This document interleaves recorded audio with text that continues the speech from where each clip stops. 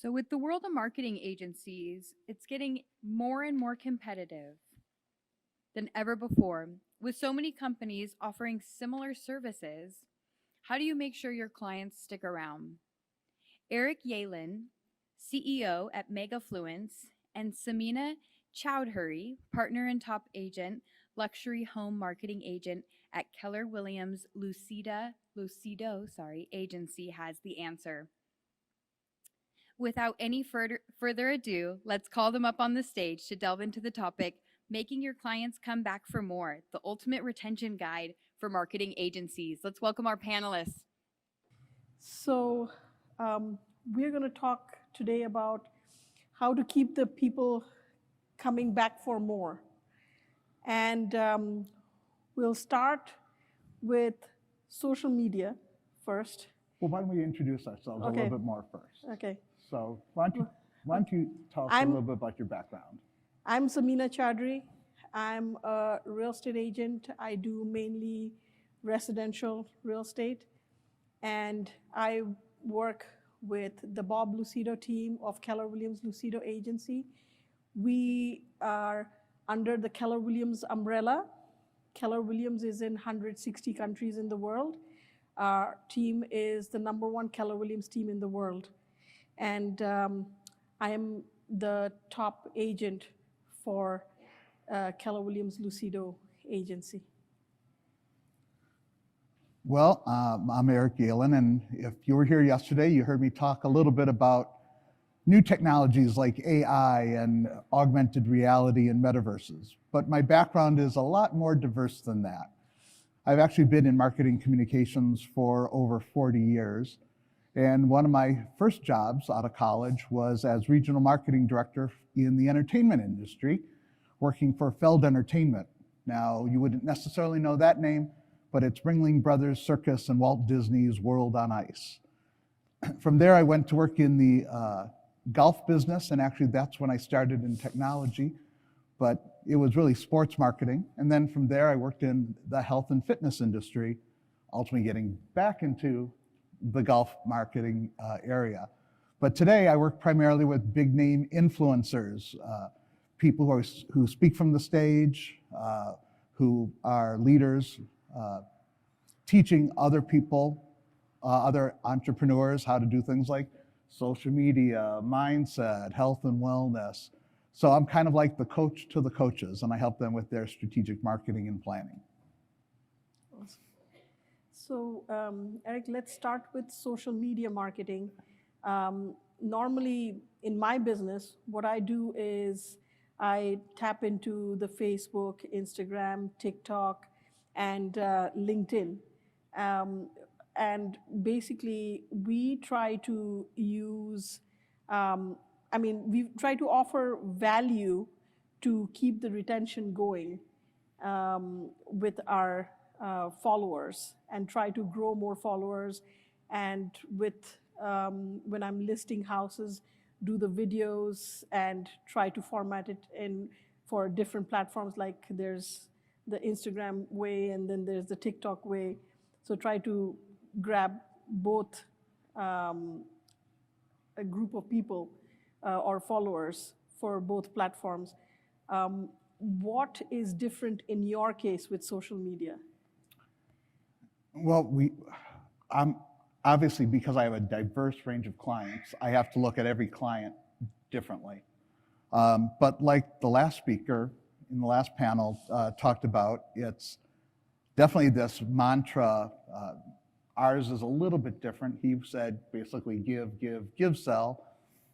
Me might speed it up a little bit and just go give, sell. Yeah. So that's one thing. Yeah, definitely giving value. The other thing is you give the customer what they want, but then you ultimately sell them what they need. So by giving them what they want, they're going to want to pay more attention, and they're going to want to keep following what you have to say, and they're going to want to keep coming back for more. But it's always about giving some kind of value, because if they're already starting to follow you, it's going to be based on some value that they perceive from following you, right?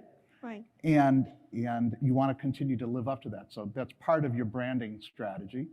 It's what is your promise? What are you planning on delivering or promising them that you're going to deliver to them on a regular basis. And you give away as much as you possibly can without giving away the whole store, because ultimately at the end of the day, you want to make money. Right. And I guess it's all about also which group, like niche group that you're targeting, and what would be of value to them to get their attention to contact you and get them to keep coming back to you. Basically, that's another thing.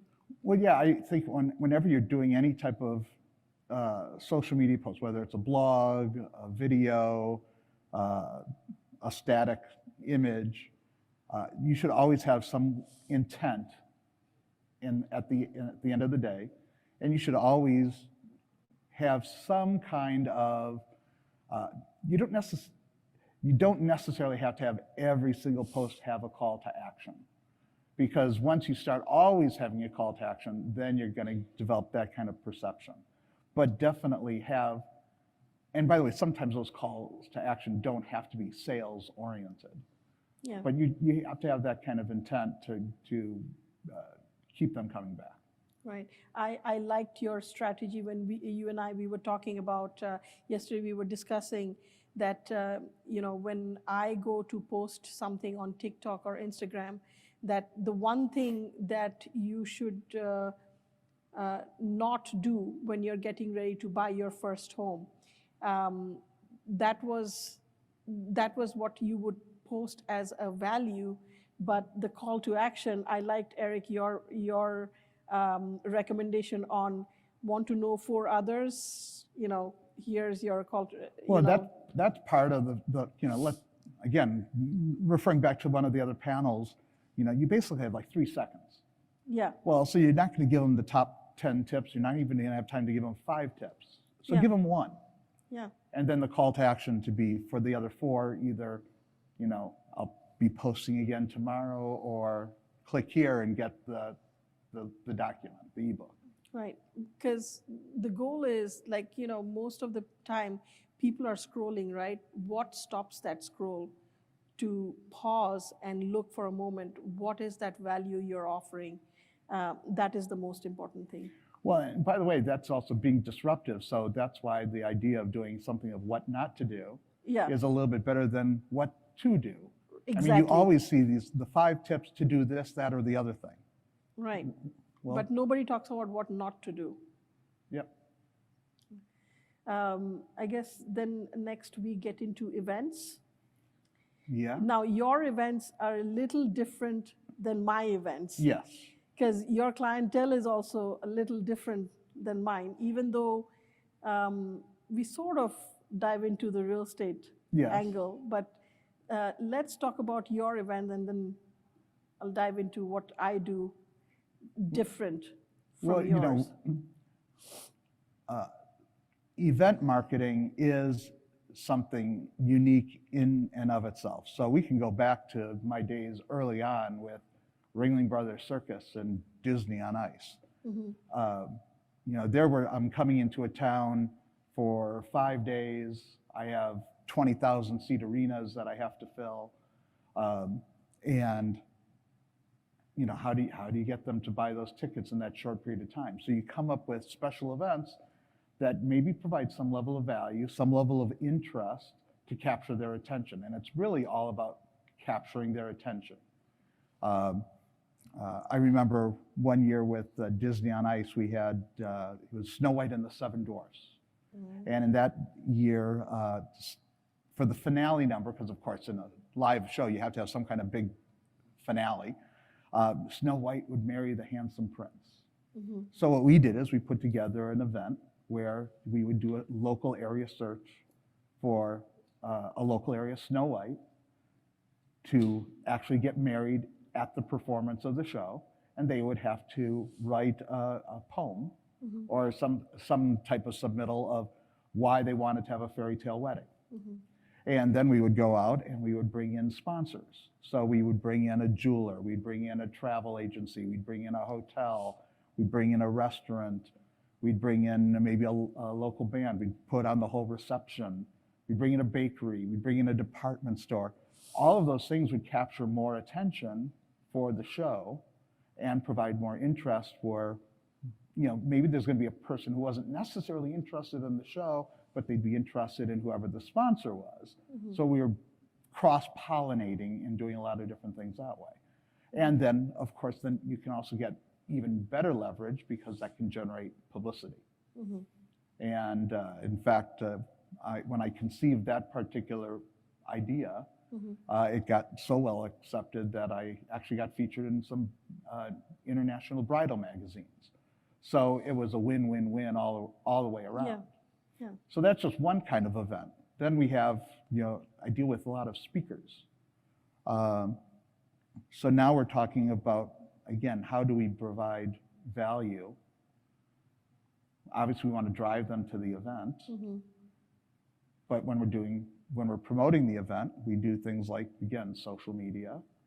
We provide information about the event that is pieces of the event to give them something of value, again, to make them want to come back and get more and then hopefully buy the ticket, if that's what we're doing.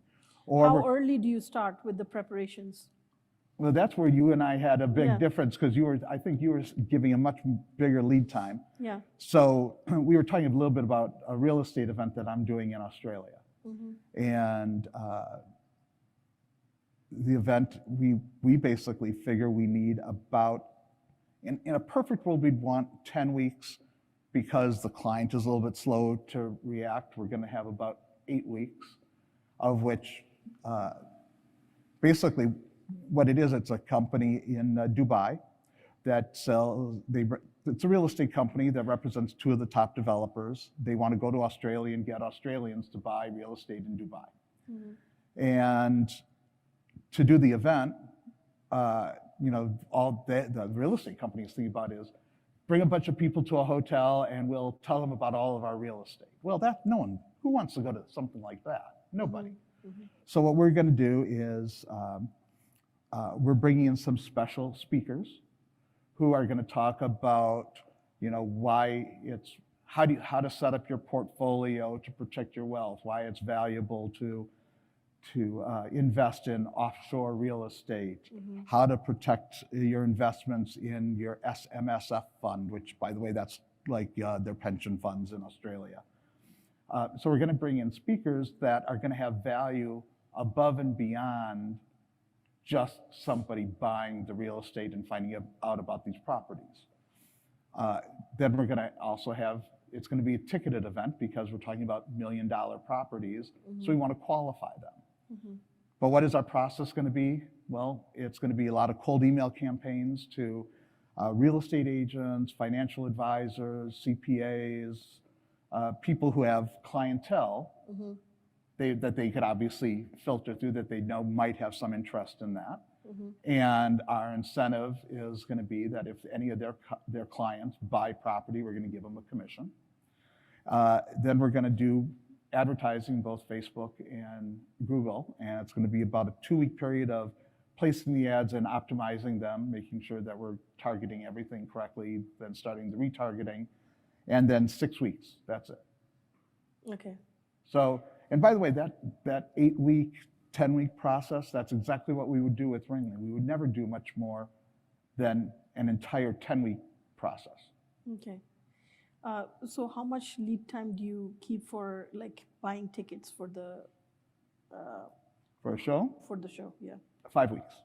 5 weeks, okay. Okay, good to know. Any other events that you can think of, Eric? Boy, there's just, it can run the gamut. So, all you have to do is you have to come up with, there's an adage that I learned a long time ago, and that's, there are no new ideas. Yeah. So, by the way, my idea with Snow White, it wasn't really original. Right. It was kind of stolen. And I had a friend who was working in the Washington, D.C. area for a movie theater. And this was a long, long time ago. It was I think it was a movie like The Bride of Frankenstein. Right. And they did a similar type event where they would stop the movie and have an actual wedding at the thing. So I stole that. So it really doesn't matter what kind of event you're putting on or what it is you're selling. There Right. is always going to be a way to figure out some kind of event to put on that makes sense. Yeah. I'm working with a person who is an owner of a NASCAR racing team. Right.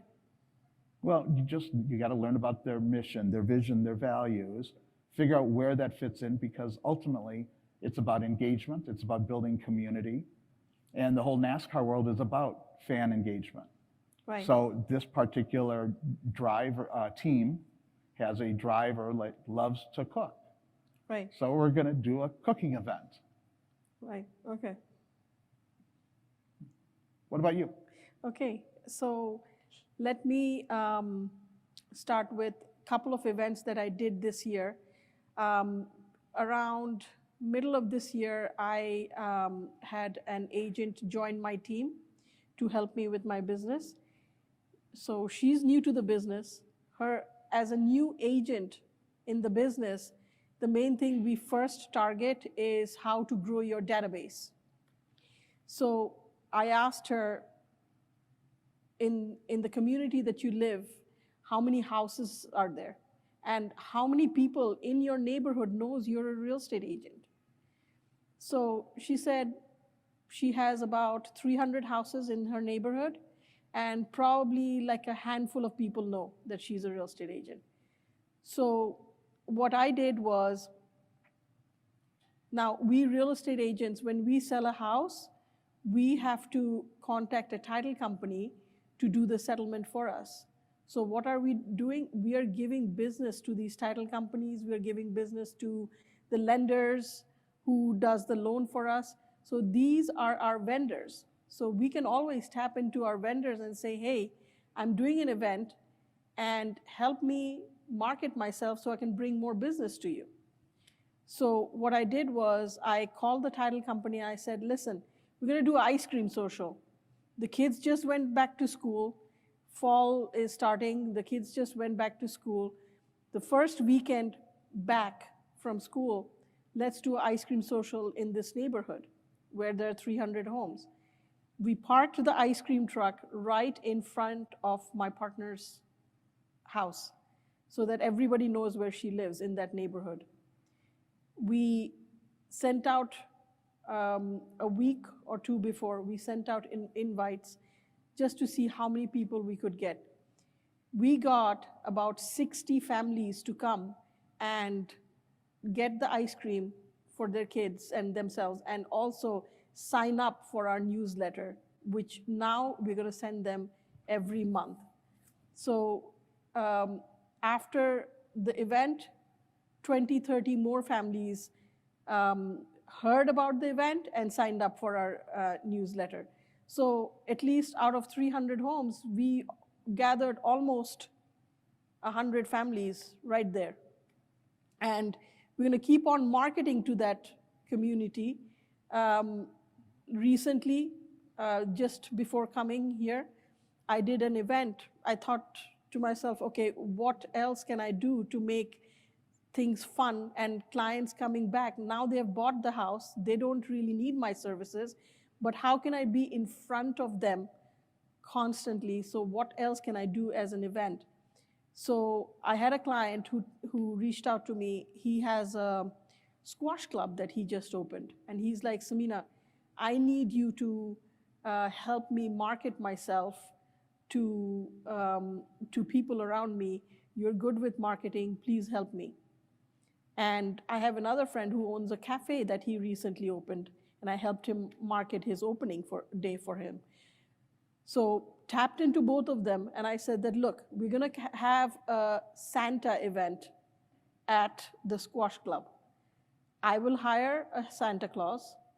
Instead of these families in my database or their database, you have to understand, there's the cafe owner, his database, the squash club owner, his database, and my database. So it's like 3 databases together are being invited to this event, where we are telling them that, you know, those long lines in the malls for you to click a picture with Santa, you don't need to do that.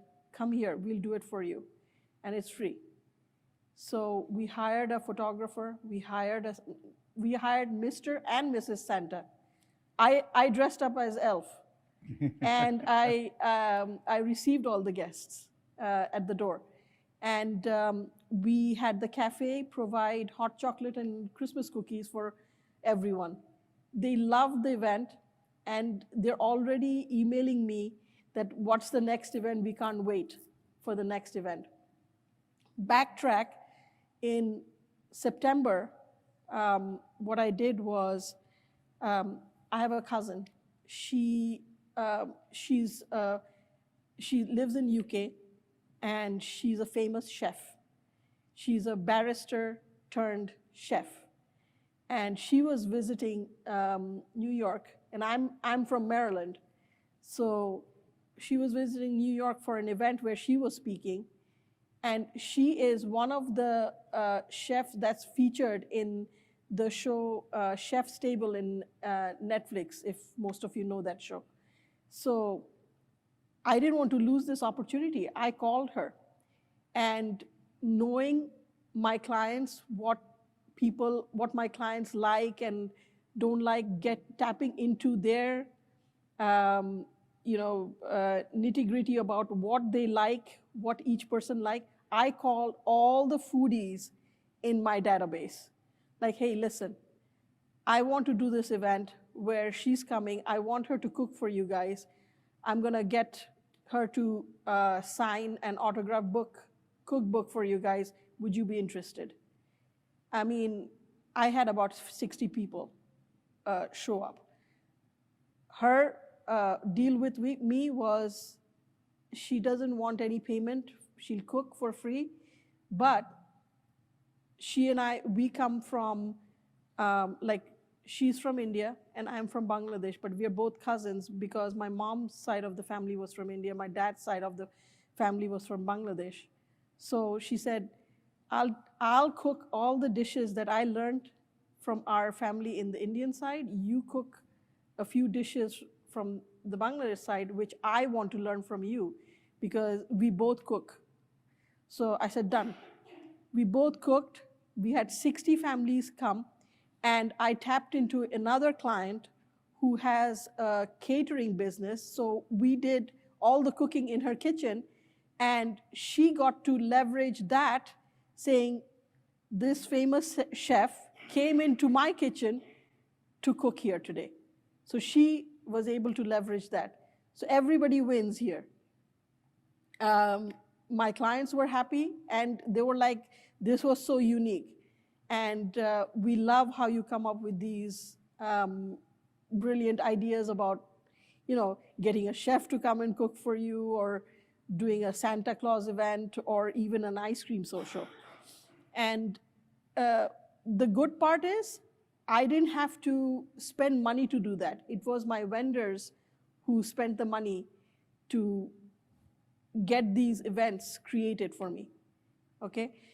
The other event I did recently was, I do a lot of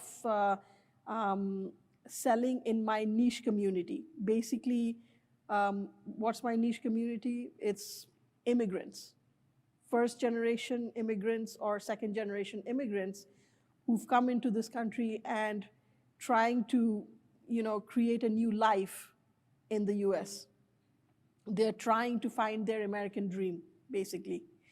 And what I did to show them I care, give back to the community, was I called two attorneys, and I did a seminar for them recently, because I felt that most of my community people did not know that there was a serious issue with them not knowing what are the laws in Maryland. Like in Maryland, every state law is different. In Maryland, if something happens to the husband and wife, the children might have to go to a foster home, and the state takes all their assets, like their real estate and everything, and then try to decide how those should be dispersed, and it could take months, even years. And in the meantime, the kids are in foster homes trying to decide who will take care of them eventually. So how to get this message to my community who I serve, I called estate planning and wills and estate planning attorney to talk to them about this, to let them know that, you know, having a simple will is so important, especially if you're living in the state of Maryland. The other thing I did was I thought about this, that, you know, I'm a first generation immigrant, and if I have this issue, I'm sure at least 90% of the clientele that I serve have the same issue, that we have inheritance property back home. And do they know the IRS laws? Because I recently learned about it, and I had to go through a lot of stuff to make sure that I didn't get a huge penalty to pay with the IRS. So what I did was I called an international tax attorney to come and speak about inheritance law, what forms to put with the IRS when you have inheritance property or any kind of offshore property or bank account outside of the US, how you need to report it and why you need to report it, and if you don't report it, what the penalties are. I wanted them to know that. So both attorneys, they did a wonderful job on passing on the message. Now, the people who came to hear them, they are saying that, Samina, you need to have this event at least 2 more times next year, because we have friends and family who need to come and hear these people out. So this is what's happening. They keep coming for more. And I'm giving them value, I'm showing them value, and they want to hear this more, maybe in more depth, or bring more people so that they show the care back to their friends and family. Because keep in mind, every person has at least 150 people in their database. So you can imagine that, you know, when I'm calling about 30, 40 people to a seminar, they know at least 400, 500 people minimum that they can tap into and say, hey, I just went to this seminar Samina arranged, and it was amazing. And you guys need to come back and hear this. And Samina is going to do another one, arrange another one like this. You guys need to hear what these people had to say. So I think one of the things that's interesting is in real estate versus some of the things that I do. So the principle that I tend to follow is give them what they want, sell them what they need. Where in real estate, it's really the opposite. Yeah. It's give them what they need and sell them what they want. Right. But again, we're always talking about a value proposition, number one. Right. Another thing we're talking about is the importance of networking. Right. And connecting with others. We're talking about leverage. Right. We're talking about doing things like, and it depends on whose acronym and who you follow, but some people say it's OPA, which is using other people's audiences, or OPS, other people's stages. Right. And obviously in some cases, it's gonna be OPP, other people's platforms. Right. Because you're gonna extend the marketing reach, because it's above and beyond what you're doing. Plus, right, you're going to develop these relationships that is gonna ultimately bring you referrals. Right. I mean, I've done so much networking and so many referrals that I don't really have to, personally, I don't have to do much in social media, and I don't have to do much in marketing or ad spend, because I already have, more than enough to do what I need to do. Right. And in my case, it's actually give, ask, receive. Okay? Mm-hmm. So give is what I'm giving back to the community and people coming back. I mean, if you've bought a house from me already, you're not buying a house in the next few years again. Mm-hmm. But how do I keep myself in your mind when you're ready for the next real estate transaction? Because keep in mind that statistics show that if I don't keep myself and my name in your mind, 80% forget their real estate agent's name. Mm-hmm. Because they never kept in touch with them. Mm-hmm. So this is how I keep myself in touch with them and visit some of them or call them occasionally just to check on them, and they know that it's, Samina is in our mind when it comes to real estate. And the other thing is giving first. The community then puts a face to the name that, this is a person from our community who is not only doing business, but she's giving back to the community, and we need to support this person. That's another thing. And at the end, it's also like, how do you ask? It's not if you ask or not, it's how do you word when you're asking for that referral. I mean, today, almost 90% of my business is word of mouth. And because they know the name and they know the brand. So every person, we have in our brain what is called a reticular activator.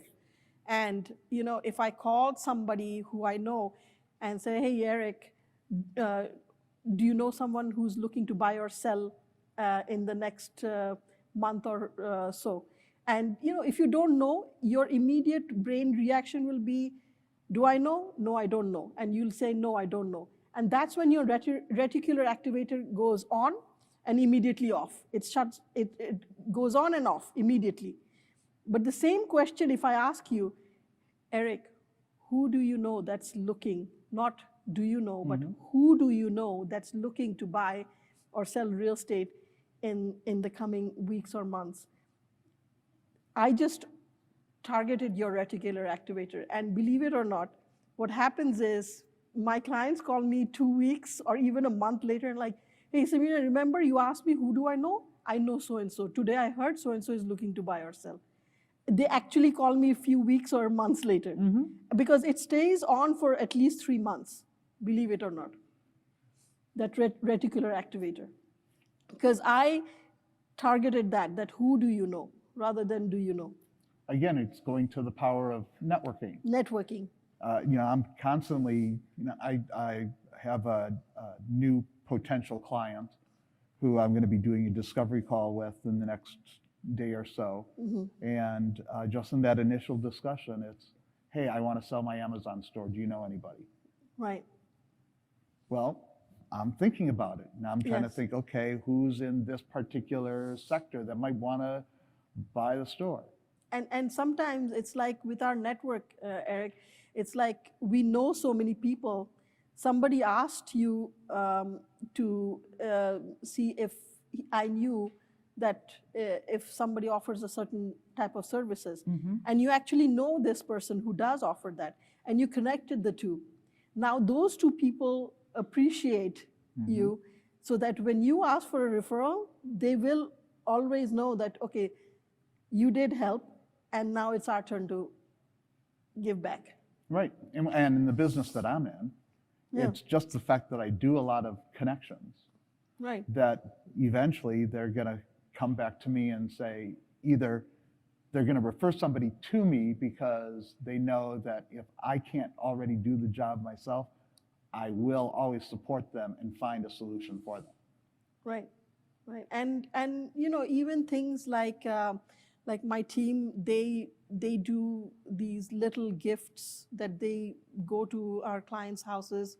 Every month we target like 30, 40 homes that we've sold these people houses to. We go to their, we go and drop off these small gifts on their door, and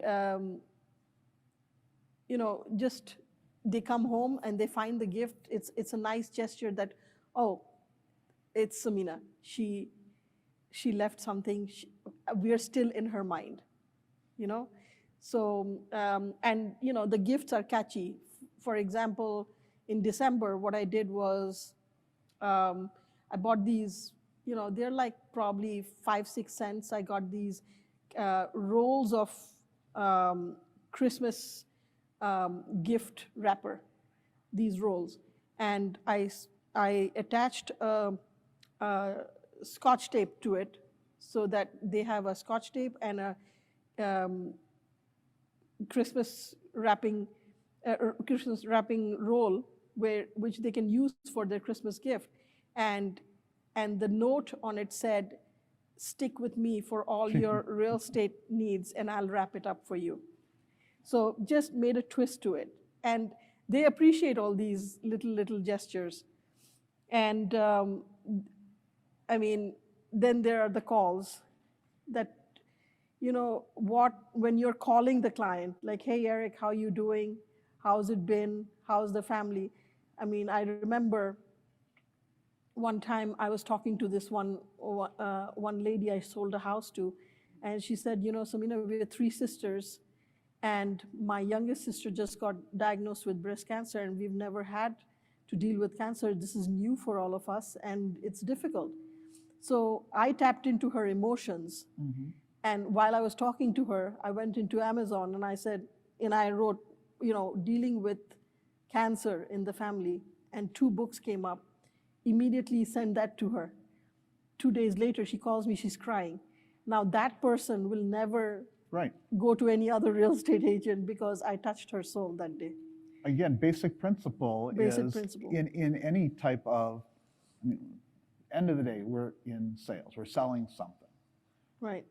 And we all want to think that we can logically work something down, that they're going to make that logical decision. Right. But you have to tap into their emotions. 80% of sales is going to be emotional. Yeah. And when you do something that is just, it has nothing to do with making that sale, you now are building that relationship. Again, you're building that know, like, and trust factor. So you always have to think about things that have absolutely nothing to do with what you're trying to accomplish at that end of the day, because all of those other things lead up to that. And the more that you do that, the more they're going to want to, again, keep following you, keep in touch with you, keep coming back for more. And keep adding people to your network. Exactly. Because your network is your net worth. That's right. Yeah. Exactly. Yeah. Anybody has any questions for us?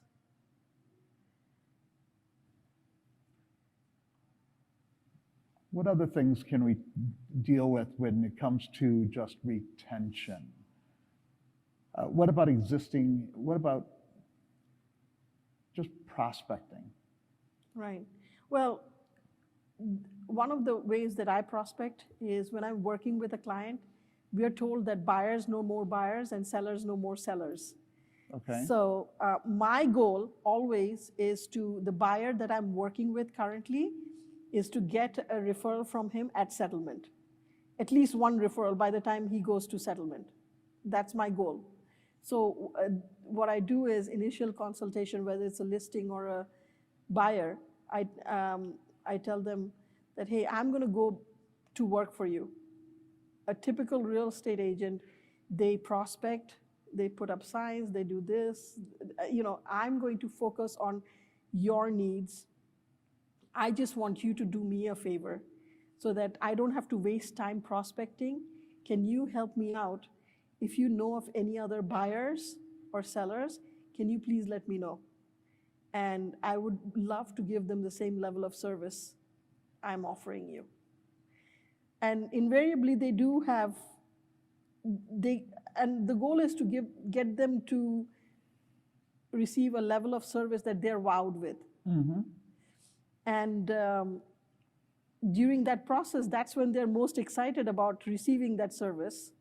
So that's when they'll feel more giving also at the same time. So, I think it's always, real estate is an interesting profession because there are so many people that get into real estate. right. But it's one of the easiest ones to look at from the outside and see what is it that sets the top agents apart from everybody else.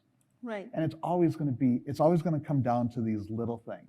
These little things, exactly. It's these little things that set you apart that, again, establish those relationships that all of the other ones, Making the they're not doing process it. seamless, Yep. making it easy, giving them the assurance that, I've been there, done that many times. What you will experience, I've been through it many times. So be very vocal about all your issues that's going around in your head, because if you don't share it, I wouldn't know. And I obviously know how to tackle it because I've been But it's also business, all these little things that you do. I mean, this is why you're one of the top agents, is you're doing things that almost everybody else isn't doing. Is not Or doing. in any other type of business. You know, if you look at the statistics, Right. the fact is that most people don't follow up with a lead. The fact Right. is that they don't ask for the order. Right. It's all of these stupid little principles that they teach you, and that what sets you apart from everybody else is that you do them. Right. It's not rocket science, folks. Right. So even like charitable organizations, right? So like churches or foundations that call us and say, hey, we're having this event where we are, gathering some funds. Would you like to donate? Invariably, I call them, and now I tap into that as getting some business from them also. Is, I'll definitely at that time write them a check, and then I entice them that, I'm writing you this check, but next year I could do something even better for you if you help me out. I could help you by eliminating all these phone calls and getting you the fund that you want in bigger numbers. And then their eyes go big, like, how are you going to do that? I said, look, you're in a church where families come, and if you promote me through the church, any family that comes to buy or sell, I'm going to donate $1,000 to the church. Then the client knows I'm donating the $1,000 to the church for using my services, and the church is happy that they don't have to call so many people to get, raise funds for. So it's a win-win situation that I've created. Well, that's another very basic principle. They keep coming, like, Samina, we have another client we would love Right. for you to work with. So they keep coming back. Well, again, the basic principle, though, is that there's some people out there who they want to have 100% of everything. So they want to have a big piece, but they keep their pie very, very small. Right. What you do is you say, you know what, there's more than enough to spread around. Right. And I can get so many more customers by doing it this way. So you're willing to sacrifice a little bit on the back end, because at the end of the day, it ends up being a heck of a lot more. And hey, that's a tax deduction as well for And it's me. a tax deduction as well, so you got to think about that too. Yeah. Yeah, exactly. And again, it's about building that goodwill. It's about Exactly. building that know, like, and trust. It's about building relationships. These are all the simple factors that keep people coming back for more and Yeah, more and more. Yeah, exactly. So I think, I don't know, do you think we have anything else that we can share, or should we just No, wrap it if up the a little audience early? has any questions for us, sure. Hello, actually, I do have a question. So I know that in real estate, it's very difficult to really measure, the return on an investment. You invest long term, basically. But you specialize in events very much. Is there some kind of internal measurements that you use, like how many people need to come to such an event, how many conversations you have to lead to an appointment, and that to lead to a closed transaction? When it comes to events and somebody comes to us, we try to keep them informed every month on events that we are doing, just to keep the retaining in our database. So basically what we do is we keep on giving value after value. Like this month, I'll do an event. It might not be of value to you, but very next month, I'll do another event that might be of value to you. So the newsletters give them the market statistics of their neighborhoods that they signed up for. They know that this is where I live and this is the market statistics for my neighborhood. So I'm giving them that value. They keep clicking on my newsletter, and not only the market statistics, my listings are there. I also promote other events that are happening in and around their area, not just my events, but other events that they can visit. So they like that newsletter. And when they come, once they come as a referral, they already see, I've already sold myself to them. They know me. So when they are ready to buy a house, they are warm leads already. I don't need to sell any more to them. And they, in fact, even refer me to their friends and family. So when their friends and family call me with that referral, again, the same thing. They have already promoted me to that person and they're calling me.